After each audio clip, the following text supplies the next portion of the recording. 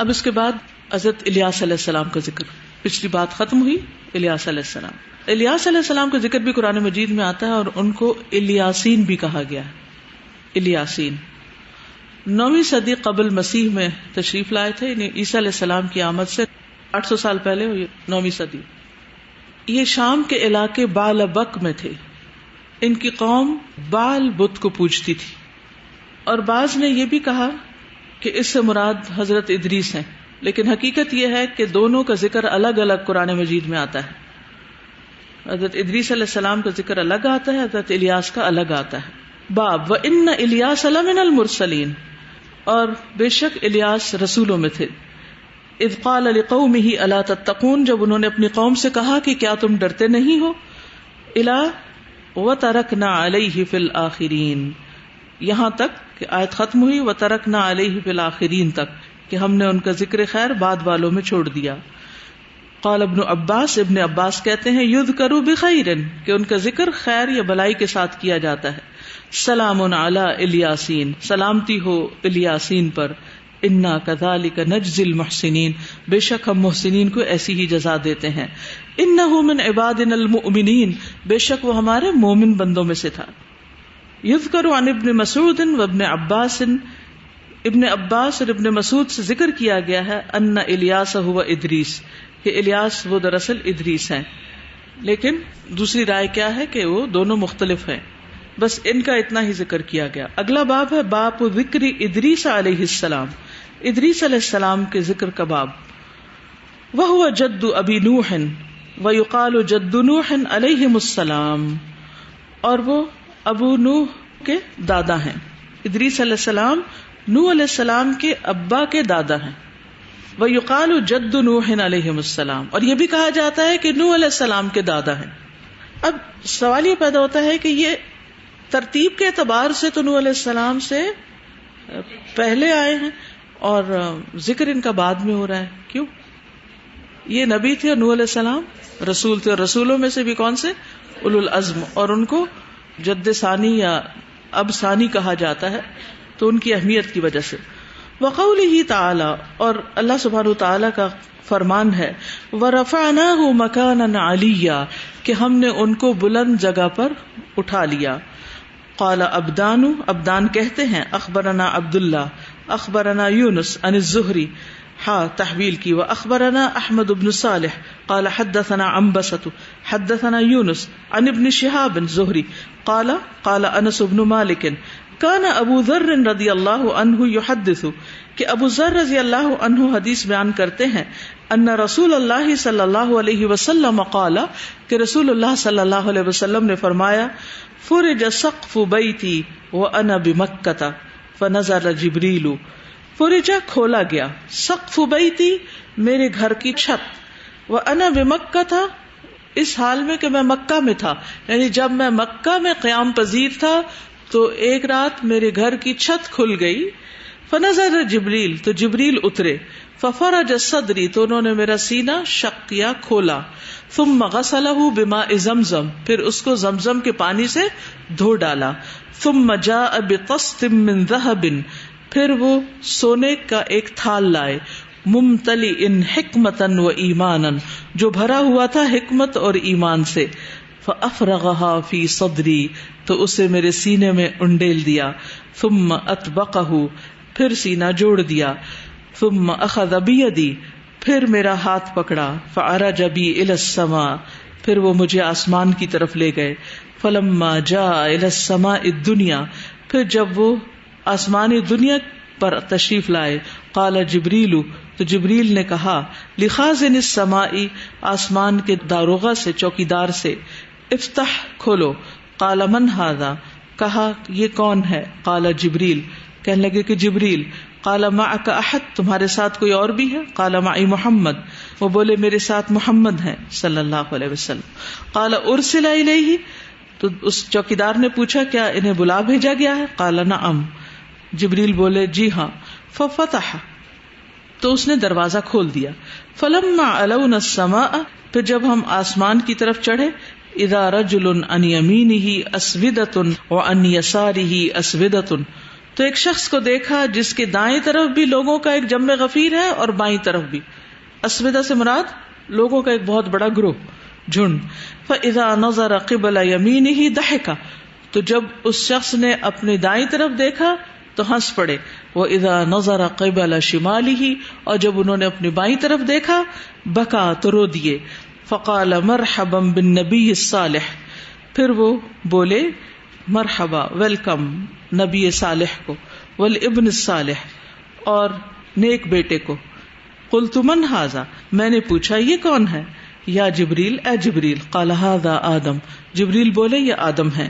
وھذہ الاسودۃ، اور یہ جمع غفیر، عن یمینہ، ان کی دائیں طرف، وعن شمالہ، اور ان کی بائیں طرف، نسم بنیہ، ان کے بچوں کی روحیں ہیں. فاہل الیمین منہم اہل الجنہ، تو ان میں سے دائیں ہاتھ والے جو ہیں وہ جنت والے ہیں. والاسودۃ التی عن شمالہ اہل النار، اور وہ گروہ جو ان کے بائیں ہاتھ کی طرف ہے وہ آگ والے ہیں.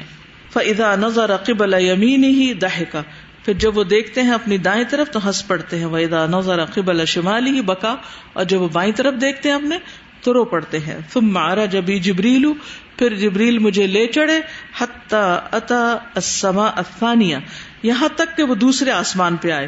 فقال لخازنها، تو اس کے چوکیدار سے کہا، افتح، کھولو، یعنی دروازہ کھولو. فقال له خازنها، تو اس آسمان کے داروغہ نے یا چوکیدار نے ان سے کہا، مثل ما قال الاول، جیسے پہلے نے کہا تھا. ففتح، پھر اس نے دروازہ کھول دیا. قال انس، انس کہتے ہیں، فذکر، تو انہوں نے ذکر کیا، انہ وجد فی السماوات، کہ آپ نے پایا آسمانوں میں، ادریس و موسیٰ و عیسیٰ و ابراہیم، ان پیغمبروں کو. کس کس کو؟ ادریس اور موسیٰ اور عیسیٰ اور ابراہیم علیہ السلام کو پایا، یعنی ان سے ملاقات کی. ولم یثبت لی کیف منازلہم، اور اس بات کا ذکر نہیں کیا یا یہ بات نہیں بتائی کہ ان کی جگہیں کیسی تھیں، یعنی وہ کرسی پہ بیٹھے تھے یا نیچے بیٹھے تھے یا کھڑے تھے یا کہاں تھے. غیر انہ ذکر، سوائے اس کے کہ آپ نے اتنا بیان کیا، انہ وجد آدم فی السماء الدنیا و ابراہیم فی السادسۃ، کہ انہوں نے آسمان دنیا میں آدم کو پایا اور چھٹے آسمان میں ابراہیم علیہ السلام کو.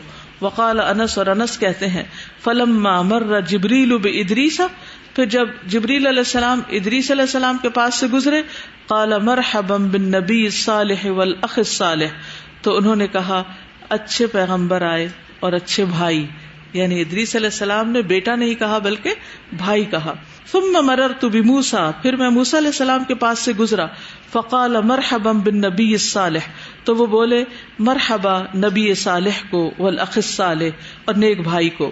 قلت من ھذا، میں نے پوچھا یہ کون ہے؟ قال ھذا موسیٰ، جبریل بولے یہ موسیٰ ہے. ثم مررت بعیسیٰ، پھر میں عیسیٰ کے پاس سے گزرا علیہ السلام. فقال مرحبا بالنبی الصالح والاخ الصالح، تو انہوں نے بھی یہی کہا کہ ویلکم، مرحبا نبی صالح اور صالح بھائی کو. قلت، میں نے کہا من ھذا، یہ کون ہے؟ قال عیسیٰ، بولے عیسیٰ. ثم مررت بابراہیم، پھر میں ابراہیم علیہ السلام کے پاس سے گزرا. فقال مرحبا بالنبی الصالح والابن الصالح، تو انہوں نے کہا کہ مرحبا نبی صالح اور ابن الصالح کو. قلت من ھذا؟ قال ھذا ابراہیم، میں نے پوچھا یہ کون ہے؟ بولے یہ ابراہیم ہے. قال واخبرنی ابن حزم، وہ کہتے ہیں کہ مجھ سے، یعنی ابن شہاب الزہری کہتے ہیں کہ مجھ سے ابو بکر بن حزم نے کہا، ان ابن عباس و ابا حیۃ الانصاری کانا یقولان، کہ ابن عباس اور ابو حیہ الانصاری دونوں کہتے تھے، قال النبی صلی اللہ علیہ وسلم، کہ نبی صلی اللہ علیہ وسلم نے فرمایا، ثم عرج بی حتی ظہرت لمستوى اسمع صریف الاقلام، پھر مجھے اوپر لے جایا گیا اور اوپر چڑھایا گیا یہاں تک کہ میں پہنچا، ظاہر ہو گیا، لمستوى، ایک ہموار جگہ پر، اسمع، میں سن رہا تھا، صریف الاقلام، قلموں کے پھرنے کو، یعنی قلموں کے چلنے کی آواز کو، قلم کے لکھنے کی آواز میں نے سنی. قال ابن حزم و انس بن مالک، ابن حزم اور انس بن مالک نے کہا، قال النبی صلی اللہ علیہ وسلم، نبی صلی اللہ علیہ وسلم نے فرمایا، ففرض اللہ علی 50 صلاۃ، تو اللہ تعالیٰ نے مجھ پر 50 نمازیں فرض کر دیں. فرجعت بذلک، تو میں ان کے ساتھ لوٹا، حتی امر بموسیٰ، یہاں تک کہ میں موسیٰ کے پاس سے گزرا. فقال لی موسیٰ، تو مجھ سے موسیٰ علیہ السلام نے کہا، ما الذی فرض علی امتک، تمہاری امت پر کیا چیز فرض کی گئی؟ قلت فرض علیہم 50 صلاۃ، تو میں نے کہا کہ ان پر اللہ تعالیٰ نے 50 نمازیں فرض کی ہیں. قال فراجع ربک، تو موسیٰ بولے اپنے رب کے پاس واپس پلٹ جاؤ. فإن امتک لا تطیق، بے شک تمہاری امت اس کی طاقت نہیں رکھتی. فرجعت، پھر میں لوٹا. فراجعت ربی، تو میں نے اپنے رب سے رجوع کیا، یعنی رب تعالیٰ سے درخواست کی. فوضع شطرھا، تو اللہ تعالیٰ نے اس میں سے کچھ کم کر دیا. فرجعت الی موسیٰ، تو میں پھر موسیٰ کے پاس پلٹا. فقال راجع ربک فذکر مثلہ فوضع شطرھا، تو انہوں نے پھر کہا کہ اپنے رب کے پاس واپس جاؤ اور تخفیف کراؤ. پھر اسی طرح یہ بات ذکر کی گئی. فذکر مثلہ، تو انہوں نے پھر وہی ذکر کیا، تو اللہ تعالیٰ نے پھر اس میں سے کچھ کم کر دیا. فرجعت الی موسیٰ فاخبرتہ فقال راجع ربک فإن امتک لا تطیق ذلک. فراجعت ربی فقال ہی 55. تو آخری بار کیا اللہ تعالیٰ نے فرمایا کہ وہ 5 ہے، وہ 50 اور 50 کا ثواب ہے. لا یبدل القول لدی، میرے ہاں بات بدلی نہیں جاتی. فرجعت الی موسیٰ، پھر میں موسیٰ کے پاس آیا. فقال راجع ربک، کہنے لگے لوٹ جاؤ اپنے رب کے پاس. فقلت قد استحییت من ربی، تو میں نے کہا کہ میں اپنے رب سے حیا کرتا ہوں. ثم انطلق حتی اتی بالسدرۃ المنتہی، پھر میں چل دیا یہاں تک کہ میں لایا گیا سدرۃ المنتہی کے پاس. فغشیہا الوان لا ادری ما ہی، سبحان اللہ، تو ڈھانپا ہوا تھا اس سدرۃ المنتہی کو ایسے رنگوں نے، میں نہیں جانتا کہ وہ کیا تھے، یعنی دنیا میں اس کی کوئی مثال نہیں. ثم ادخلت الجنۃ، پھر مجھے جنت میں داخل کیا گیا. فاذا فیہا جنابذ اللؤلؤ، تو میں نے اس میں موتی کے گنبد دیکھے. واذا ترابها المسک، اور اس کی مٹی مسک کی خوشبو کی طرح تھی. سبحان اللہ، یعنی آپ کو جنت دکھائی گئی اور جنت کی ڈسکرپشن آپ نے یہاں بیان فرمائی. اللہ سبحانہ وتعالی ہم سب کو اس جنت کے وارثوں میں شامل کر دے. اس حدیث میں آپ دیکھ رہے ہیں کہ یہ بات ہم تفصیلات پیچھے بھی پڑھ چکے ہیں، لیکن خاص طور پر ادریس علیہ السلام کی آسمان پر موجود ہونے کا ذکر ہے کہ چوتھے آسمان پر تھے. تو یہاں سے ادریس علیہ السلام کی بات مکمل ہوئی.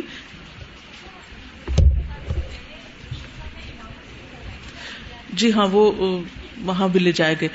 اصل میں کہیں اختصار ہوتا ہے اور کہیں تفصیل ہوتی ہے.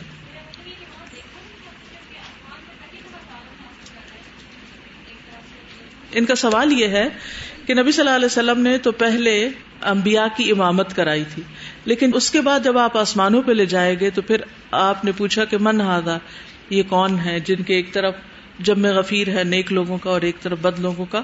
تو بتایا گیا کہ آدم ہے. تو انہوں نے پوچھا کہ کیا ان کو پہچانتے نہیں تھے جبکہ آپ ان کی امامت کرا چکے تھے.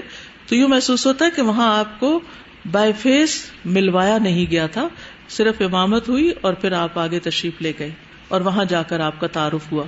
اور دوسرا یہ کہ یہ روایت مختصر ہے، اس کے علاوہ جو صحیح روایات ہیں ان میں ڈیٹیل بیان کی گئی ہے کہ پہلے آپ کو براق پر لے جایا گیا بیت المقدس اور پھر وہاں آپ نے نماز پڑھائی اور اس کے بعد اوپر گئے. یہاں ڈائریکٹ اوپر جانے کی بات ہے. یہ کسی نے لکھا کہ آج کی آخری حدیث میں آیا ثم ادخلت الجنت، آپ کو جنت میں داخل کیا گیا. سوال یہ ہے کہ جنت کے بارے میں ہے، اسے کسی نے نہیں دیکھا، ان دونوں چیزوں میں تطبیق کیسے کریں گے؟ نبی صلی اللہ علیہ وسلم کے کچھ خصائص ہیں جو کسی اور کو وہ خصوصیت حاصل نہیں ہے، اس لیے بہت سی ایسی چیزیں ہیں جو آپ کو عطا کی گئی لیکن اوروں کو نہیں کی گئی. تو کسی سے مراد یہاں پر عامت الناس ہیں اور ہیں، یعنی نبی صلی اللہ علیہ وسلم کے علاوہ باقیوں کی بات کی جا رہی ہے. اسی طرح آج کی آخری حدیث میں ہے کہ آدم علیہ السلام کی ایک طرف نیک روحیں اور بائیں طرف بد روحوں کا گروہ ہوگا، جبکہ دوسری روایت کے مطابق نیک روحیں علیین اور بری سے جین میں ہوتی ہیں. تو یہ آسمانوں پر تو نہیں ہوتی، اس حدیث میں ایسا کیوں بیان کیا گیا؟ یہ بالکل اسی طرح ہے جیسے نبی صلی اللہ علیہ وسلم کے لیے بیت المقدس میں تمام انبیاء کی روحوں کو کیا کیا گیا تھا؟ جمع کیا گیا تھا اور پھر آپ نے ان کو امامت کرائی تھی. تو وہ وہاں تو نہیں رہتے لیکن ان کو وہاں لایا گیا. اسی طرح نبی صلی اللہ علیہ وسلم کو دکھانے کے لیے حضرت آدم علیہ السلام کے جو بھی ان کی نسل میں سے اچھے یا برے لوگ تھے ان کی روحوں کو اس طرح دکھایا گیا. یعنی معراج پر لے جانے کا اصل مقصد یہ تھا کہ مختلف چیزیں یا مختلف حقائق جو پیش آ چکے ہیں یا آنے والے ہیں ان کا آپ کو مشاہدہ کرایا جائے. یعنی ان کی حقیقت بتائی جائے تاکہ آپ کے علم یقینی میں اضافہ ہو آپ کے اوپر انعام کے طور پر، اور پھر تاکہ آپ اس پیغام کو صحیح طور پر آگے بھی پہنچا سکیں کہ آئندہ ایسے ہونے والا ہے۔ اسی طرح ایک اور سوال ہے، آپ نے حدیث نمبر 547 میں فرمایا کہ عورت اپنے شوہر سے باتیں نہ چھپائے، یعنی خیانت کی بات ہو رہی تھی نا کہ اگر حوا خیانت نہ کرتی تو پھر عام عورتیں بھی نہ کرتی۔ برائے مہربانی ذرا مزید واضح کر دیں کہ اس کو اپنے شوہر سے کون سی باتیں نہیں چھپانی چاہیے اور کون سی باتیں بتانے سے پرہیز کرنا چاہیے۔ آپ کیا سمجھتے ہیں، کیا شوہر کو ہر اچھی بری بات بتانا ضروری ہے؟ نہیں۔ کیوں؟ نمبر 1، اس لیے کہ من حسن اسلام المرء ترکہ ما لا یعنیہ، انسان کے اسلام کا حسن یہ ہے کہ وہ ان باتوں کو چھوڑ دے جن سے اس کا مطلب نہیں۔ اب مثلاً آپ الہدا میں آئے، آپ نے راستے میں کچھ دیکھا، آپ ہر بات گھر جا کے بتائیں گے کہ آج میرے ساتھ یہ سب کچھ ہوا۔ کسی نے آپ کے ساتھ زیادتی کی مثلاً، تو اب جا کے آپ شوہر کو بتائیں گے کہ فلاں نے میرے ساتھ زیادتی کی تھی، اس کی غیبت کر، اس کی دن میں کیا کچھ ہوتا ہے۔ اسی طرح اگر بچے تنگ کرتے ہیں مثلاً، یا سرونٹس تنگ کرتے ہیں، یا بہن بھائیوں کی طرف سے، سسرالی رشتہ داروں کی طرف سے کوئی تنگی ہو جاتی ہے، یا کوئی اور واقعہ پیش آ جاتا ہے، تو کیا ان سب باتوں کو شوہر کے آگے ذکر کرنا ضروری ہے؟ اس کے کرنے سے کیا فائدہ ہوگا اور کیا نقصان ہوگا؟ اس کا فائدہ تو کچھ نظر نہیں آتا سوائے اس کے کہ انسان اپنے دل کی بڑاس نکال لے، لیکن ایک بڑاس نکالنے کے بعد پھر ماحول میں کیسی گرمی آتی ہے اور کیسی خوشگواری آتی ہے اس کا آپ کو اچھی طرح معلوم ہے۔ یعنی بتانے کے بعد کیا ہوتا ہے، کبھی سوچا آپ نے؟ اگر کوئی آپ کو ہر چیز بتانا شروع کر دے، ہر اچھا برا حادثہ جو اس کے ساتھ پیش آیا ہے، تو آپ کا حال کیا ہوگا؟ اپنے آپ کو اس کی جگہ رکھ کے دیکھیں، آپ کی طبیعت کتنی خوش ہوگی یہ ساری باتیں سن کر۔ تو عقل مند عورتیں جو ہوتی ہیں وہ ہر بات اور ہر ایسی ناپسندیدہ ناگوار بات شوہر کے آگے نہیں کرتی۔ ام سلیم کا واقعہ یاد ہے آپ کو؟ ان کا بچہ بیمار تھا جو شوہر کی غیر موجودگی میں فوت ہو گیا، تو ام سلیم نے کیا کیا؟ جو ہی شوہر گھر آئے انہوں نے رونا دھونا مچا دیا۔ کیا کیا تھا؟ کیا زبردست مثال ہے ہمارے سامنے۔ ان کا حال پوچھا، چہرے سے بھی ظاہر نہیں کیا کہ ان کے اوپر اتنا بڑا صدمہ گزر چکا ہے۔ ایک عورت کے لیے اس سے بڑی بات کوئی نہیں ہوتی کہ اس کے بچے کو کچھ ہو جائے۔ اپنے آپ کو اس جگہ رکھ کے دیکھیں، اگر آپ کے بچے نہیں ہیں تو کسی عزیز پیارے کو رکھ کے دیکھیں کہ اگر اس کی وفات آپ کے سامنے ہو جائے تو آپ کا حال کیا ہوگا، آپ کے دل کا حال کیا ہوگا، آپ کے چہرے کا حال کیا ہوگا، آپ کے کام کاج کیسے ہوں گے۔ صرف امیجن کر لیں۔ یعنی یہ چھوٹا سا شوق، یہ چھوٹی سی تکلیف نہیں تھی، بہت بڑی تکلیف تھی، لیکن انہوں نے اس کو کس طرح چھپایا، ظاہر ہی نہیں ہونے دیا، اور بچے کو کپڑے سے ڈھانک دیا، حالانکہ اس کے جنازے کی بھی فکر کرنی تھی، اس کے دفنانے کی بھی، ساری چیزوں کی۔ یہ کتنی عقل مند خاتون تھی کہ میرا شوہر گھر آیا ہے اور مجھے کیا کرنا ہے اس کے ساتھ، اس کی تھکاوٹ اتارنی ہے، اس کو کھانا کھلانا ہے، اس کی ضرورت پوری کرنی ہے، اس کے ساتھ حسن معاملہ کرنا ہے۔ کیونکہ حقیقت یہ ہے کہ عورت کو اللہ سبحانہ وتعالیٰ نے ایک ایسی ہستی بنایا ہے کہ جو بچوں کے لیے بھی ایک سایہ ہوتی ہے، ایک بچوں کے لیے بھی سکون کا باعث ہوتی ہے، اور اس سے بڑھ کر شوہر کے لیے۔ عورت کے اس طرز عمل کی وجہ سے گھر جنت بنتا ہے، اور اگر عورت شوہر کو پریشان کرنا شروع کر دے تو نتیجہ کیا ہوتا ہے، نقصان کیا ہوگا؟ دوسرا، شوہر پریشان ہوگا، وہ اپنی پریشانی کا اظہار کہاں کرے گا؟ یا اپنی بیوی کے سامنے ہی کرے گا، اس کے ساتھ رویے میں فرق آئے گا، غصے میں آئے گا، فرسٹریشن میں آئے گا، ڈپریشن میں آئے گا، کچھ بھی ہو سکتا ہے۔ یا پھر اس کا ذکر اپنے دوستوں سے کرے گا جو گھر کی باتیں باہر جائیں گی، یا پھر وہ اس کا ذکر اپنے ماں باپ اور بہن بھائیوں سے کرے گا۔ جب وہ اپنے ماں باپ اور بہن بھائیوں سے کرے گا تو پھر نقصان کیا ہوگا، پھر کیا نتیجہ نکلے گا؟ آپ میں سے اگر کوئی ماں ہو تو وہ سوچ سکتی ہے کہ اگر اس کا بیٹا آ کر اس سے اپنی بیوی کی شکایت کرے تو پھر کیا ہوگا؟ ماں کا دل کیسے ہوگا؟ خوش؟ کیسی پریشانی اس کو لاحق ہوگی؟ پھر اگر ساس جو ہیں وہ پریشان ہو گئی اور وہ پریشان ہوگی تو پھر وہ کس کو آگے بتائیں گی؟ جا کے وہ شوہر کو بتائیں گی کہ بیٹے کا گھر خراب ہو رہا ہے مثلاً، وہ خوش ہو جائیں گے، وہ بہو کی عزت کریں گے، وہ بہو سے محبت کریں گے؟ نہیں، پھر آگے کیا ہوگا؟ یا پھر کچھ اور لوگ بیچ میں انوالو ہو جائیں گے. تو اس سے نقصان یہ ہوتا ہے کہ انسان کا اپنا ہی ماحول خراب ہو جاتا ہے. اس کا یہ مطلب نہیں کہ انسان مسائل کو ڈسکس نہ کرے، لیکن مسائل کے حل کے لیے ایک شکایتی انداز ہوتا ہے، ایک غصہ دلانے والا انداز ہوتا ہے، ایک مشورہ کرنے والا انداز ہوتا ہے. اور جو سمجھدار عقل مند بیویاں ہوتی ہیں وہ بہت سے مسائل کو آگے لے جانے کی بجائے خود ہی ہینڈل کر لیتی ہیں، اور یہ آپ کا امتحان ہوتا ہے. تو اس چیز کا فائدہ تو کچھ نہیں، لیکن نقصان کسی اور کا نہیں، سراسر آپ کا اپنا ہی ہوتا ہے.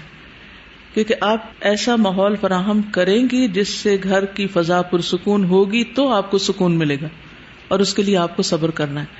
اور حقیقت یہ ہے کہ انسان انسانوں کے لیے ایک فتنہ ہے. مختلف لوگ، کبھی اولاد ماں باپ کے لیے ہو جاتی ہے، کبھی بہن بھائی ایک دوسرے کے لیے ہو جاتے ہیں، کبھی سرونٹس ہو جاتے ہیں، کبھی کوئی ہو جاتا ہے. تو وجعلنا بعضکم لبعض فتنہ اتصبرون. تو اصل چیز کیا ہے پھر؟ صبر ہی ہے. صبر کا یہ مطلب نہیں کہ انسان بس پھر اپنے اندر گھٹ کے بیٹھا رہے اور پھر بات چیت چھوڑ دے اور اداس رہنا شروع کر دے اور ٹینشن میں آ جائے، پریشانی میں آ جائے اور کام کاج سے اس کا دل اچاٹ ہو جائے اور زندگی میں کچھ کرے ہی نہ. نہیں، اس کا مطلب یہ ہے کہ ان چیزوں کو بہت زیادہ اہمیت دینے کی بجائے اپنی صلاحیتوں کو پہچان کر، اپنی قابلیتوں کا جائزہ لے کر اپنے آپ کو ان چیزوں میں مصروف کرے کہ جس سے وہ اپنی زندگی کی واقعی صحیح قیمت لگائے اور ویلیو چکائے. کیونکہ اس کے بعد ہم نے کہاں جانا ہے؟ اس زندگی کے بعد کہاں جانا ہے؟ کہاں جانا ہے؟ کسی کو بھی جواب نہیں آتا. اگلی دنیا میں جانا ہے، اگلے جہان جانا ہے، اگلے گھر میں جانا ہے، اور وہاں یا جزا ہے یا سزا ہے. اور اگر ہم کچھ نہ کر کے گئے، اپنی صلاحیتیں گنوا کر گئے، تو پھر کیا حاصل ہوگا؟ کیا بنے گا؟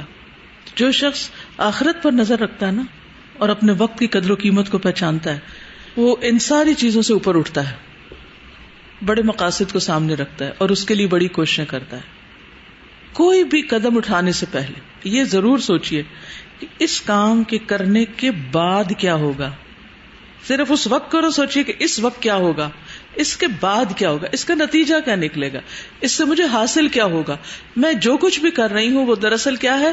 کچھ بو رہی ہوں آج، جس کا نتیجہ لازماً مجھے دیکھنا ہے. کانٹے بو رہی ہوں تو کانٹے ہی نکلیں گے، اور اگر پھل لگا رہی ہوں تو پھر پھل ہی کھائیں گے. تو میں اپنے لیے کیا کر رہی ہوں؟ ویسے اس وقت بھی آپ بیٹھے، میں ابھی تھوڑی دیر پہلے جب تیاری کر رہی تھی تو اس وقت بھی میں سوچ رہی تھی کیوں کر رہی ہوں سب کچھ. آج اگر یہ چیز سکھاؤں گی تو اس کا مجھے کیا ملے گا، اس کا نتیجہ کیا نکلے گا، اس سے حاصل کیا ہوگا. جب کہیں ٹریول کرنا ہوتا ہے، جب کسی سے بات کرنی ہوتی ہے، بعض اوقات ایسا ہوتا ہے نا کہ لوگ آپ کو عجیب و غریب قسم کی باتیں بتاتے ہیں اور پریشان بھی کرتے ہیں. تو اس وقت دو آپشنز ہوتی ہیں میرے پاس سے، ایک ہوتی ہے پریشان ہونے کی اور ایک ہوتی ہے کوئی کام کرنے کی. تو میں ہمیشہ دوسری کو لیتی ہوں کہ میں اٹھ کے کچھ کر لوں. جب بھی کوئی ایسی بات سنتی ہوں، اور عام لوگوں کے مسائل تو گھر کے اندر ہوتے ہیں نا، اللہ کا شکر ہے اللہ نے مجھے ان سے بچایا ہوا ہے، لیکن باہر کے لوگ پریشان کرتے ہیں. بہت سے ایسے لوگ ہیں جن کو دین کا کام کرنا اور یہ سب کچھ کرنا بہت تکلیف دیتا ہے.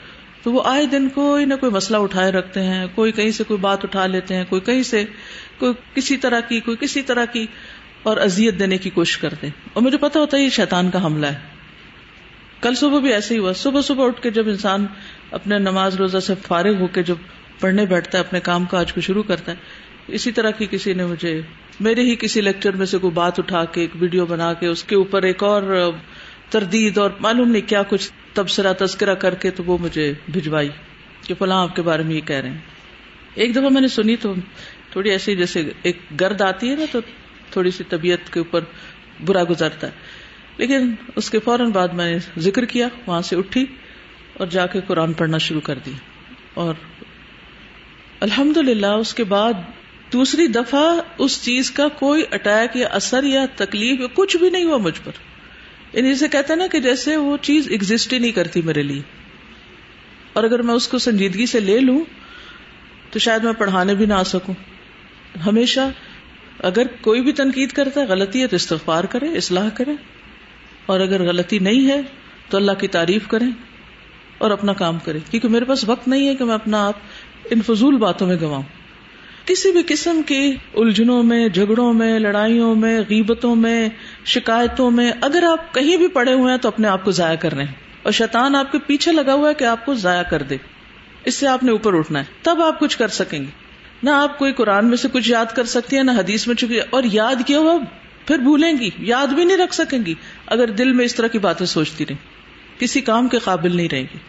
تو اس لیے بہت ضروری ہے کہ اپنی قیمت پہچانیں کہ آپ کو اللہ نے کس کام کے لیے کیوں پیدا کیا ہے اور آپ کے کرنے کا کام کیا ہے, اور آپ ہر کانٹے میں نہیں الجھیں گے. تقویٰ کی تعریف کیا تھی جو ابی ابن کعب نے حضرت عمر کو بتائی تھی؟ خاردار جھاڑیوں میں سے گزرتے ہوئے کیا کرنا ہے, یہ دنیا خاردار جھاڑیاں ہیں, کوئی یہ جھاڑی ہے, کوئی یہ جھاڑی, ایک قدم اٹھاتے ہیں وہ کانٹا پستا ہے, کبھی کوئی کبھی کوئی کبھی کوئی. کیا کرنا ہے؟ دامن بچا کے چلتے جانا ہے, یعنی اپنی رفتار میں کمی نہیں آنے دینی. جہاں کانٹا الجھا اس کو وہیں نکالا احتیاط کے ساتھ اور آگے چل پڑے. آگے پھر ایک اور ہوگا, اس کو نکالا, کبھی پاؤں میں چبھے گا, کبھی ٹانگ پہ چبھے گا, کبھی کہیں کبھی کہیں, بس نکالتے جانا اور چلتے جانا ہے حتی یأتیک الیقین, موت تک. زندگی ایک بار ملی اور یہ کانٹے ہر ایک کے لیے ہیں, صرف آپ کے لیے نہیں ہے, سب کے لیے. ان کانٹوں سے بچتے ہوئے, بچاتے ہوئے, اور خاموشی جو ہوتی ہے نا بہت سے مسائل کا جواب ہوتی ہے. بہت سی چیزیں خود بخود اپنی جگہ پہ بیٹھ جاتی. آگ کے شعلے کتنے بھی بھڑکیں تو کیا ہوتا ہے, تھوڑی دیر کے بعد واپس بیٹھ جاتے ہیں. گرد اٹھتی ہے تو پھر کیا ہوتا ہے, اٹھی رہتی ہے, اس کو بیٹھنا ہوتا ہے. بادل آتے ہیں تو ان کو جانا ہوتا ہے, پھر سورج چمکتا ہے. تو کوئی بھی جو تکلیف دہ حالات ہیں آپ کے اوپر, یہ ہمیشہ نہیں رہیں گے, ان کا بس ایک وقت ہی گزر جائیں گے. ان کو آسان طریقے سے گزار لیں اور اپنا کام نہ چھوڑیں, ٹھیک ہے نا. اور کون سی باتیں بتانی چاہیے, یہ بھی آدھا سوال کا جواب میں نے دیا اور آدھا نہیں. کون سی بتانی چاہیے؟ اچھی اچھی باتیں بتانی چاہیے, علمی گفتگو کیا کریں.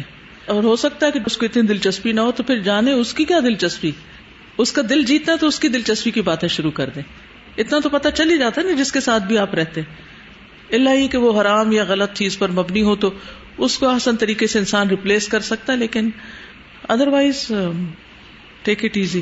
جی آپ کچھ کہہ رہے ہیں؟ زیادہ وہ آج کل ڈرامائی دور اتنا چل رہا ہے نا کہ ہمارے تاثرات اور جس طرح ہم اپنے جذبات کا اظہار کرتے ہیں سارے ڈرامائی ہو گئے. کہ جب بندہ اداس ہو تو اداسی کا اظہار کرنا اسی طرح ہے کہ کام چھوڑ دیں. جیسے اگر دوست کی پریشانی ہو تو اداسی کا سب سے بڑا اظہار یہ ہوتا ہے کہ میں اپنے کام نہیں کر سکی, میں اتنی اپسیٹ ہو گئی تمہاری بات سن کے کہ اپنے کام چھوڑ دیے. تو میں نے اپنے بیہیویئر کو پچھلے سال اس میں آبزرو کیا تھا کہ میں اداس ہو جاتی ہوں کوئی پریشانی سن کے, اور کہ کوئی اور بھی اداس ہو جاتا ہے تو اپنے سارے کام کر کے آ جاتا ہے, اور میں اداس کی اداس بیٹھی رہتی تھی. تو میں نے کہا یہ سیڈ تو نہیں ہے, یہ کوئی اور مسئلہ ہے. تو ان سے میں نے اس کا حل پوچھا کہ آپ سیڈ ہونے کے باوجود پروڈکٹیو کیسے ہیں.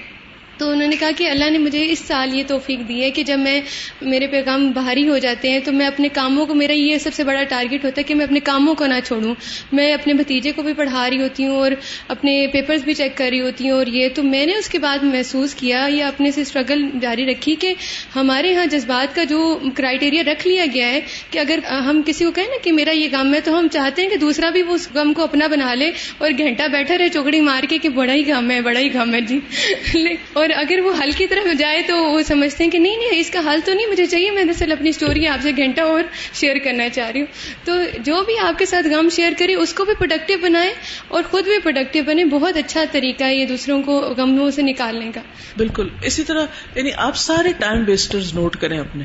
کچھ لوگوں کی عادت ہوتی ہے خاص طور پہ بچوں کی, ہر چھوٹا سا کام کر کے آپ کو بتائیں گے میں نے یہ کر لیا, پھر تھوڑا کر لیں پھر میں نے یہ کر لیا. ابھی کر لیا تو کیا کیا, ہر وقت بتانے کی کیا ضرورت ہے.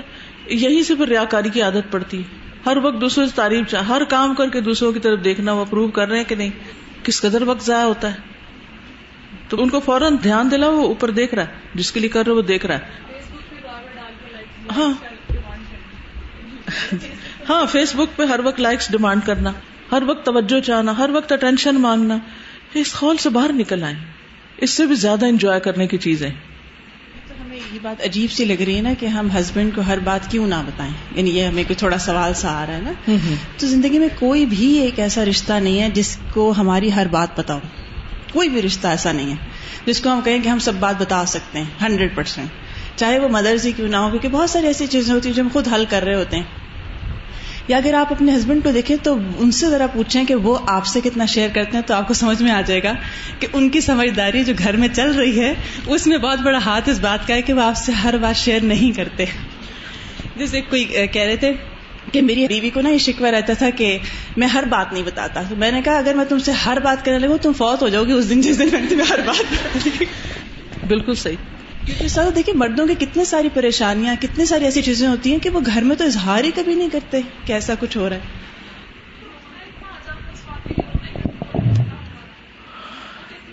دل مضبوط کرے. لولا ان ربطنا علی قلبها, دل اللہ ہی مضبوط کرتا ہے. اللہ سے دلوں کی استقامت مانگے. ایک اور یہ بھی ہوتا ہے کہ جب ہم لوگ بہت زیادہ غم میں ہوتے ہیں تو ہماری جو فزیکل ایکٹیویٹی ہوتی ہے اس کو ہم بہت زیادہ دبا لیتے ہیں. تو اس میں یہ ہوتا ہے کہ جب مجھے بہت زیادہ اس طرح کے غم یا بہت زیادہ غصہ آتا ہے تو میں کوئی بھاری کام شروع کر دیتی ہوں, کہ کوئی اس طرح کا وزن اٹھانا کہ یہاں سے وہ اس وقت میرے گھر والے بھی خوش ہوتے ہیں کہ آج سارا کام ہو جائے گا. تو وہ جتنا زیادہ آپ لگائیں گے, جتنا نکالیں گے تو اتنا زیادہ آپ تھکتے ہیں اور پھر آپ ٹھیک ہو جاتا ہے. اصل میں نا اگر آپ یہ بات سمجھ لینا کہ جو بھی آپ کے اوپر آئی ہے نا کیفیت, ایکسائٹمنٹ کی آئی ہے یا غم کی آئی ہے یا غصے کی آئی ہے یا کوئی بھی آئی ہے, یہ ٹیمپریری ہے. بس اس ٹیمپریری ٹائم کو میں نے کس طرح گزارنا ہے وہ آپ سوچ لیں, ایک دفعہ وہ جان لیں تو بہت سی چیزیں ٹھیک ہو جائیں گی. کیونکہ ہم اتنے حصے کو اس وقت کے صحیح طور پر استعمال نہیں کرنا جانتے, پھر ہم مغلوب ہو جاتے ہیں. اور ہوتا شیطان کا وار ہے, وہ ہم سے کھیلتا ہے, اور پھر جب وہ کامیاب ہو جاتا ہے تو وہ خوشیاں منا رہا ہوتا ہے اور ہم بیٹھے رو رہے ہوتے ہیں. جزاکم اللہ خیرا. سبحانک اللہم و بحمدک, اشہد ان لا الہ الا انت, استغفرک و اتوب الیک. السلام علیکم و رحمۃ اللہ وبرکاتہ.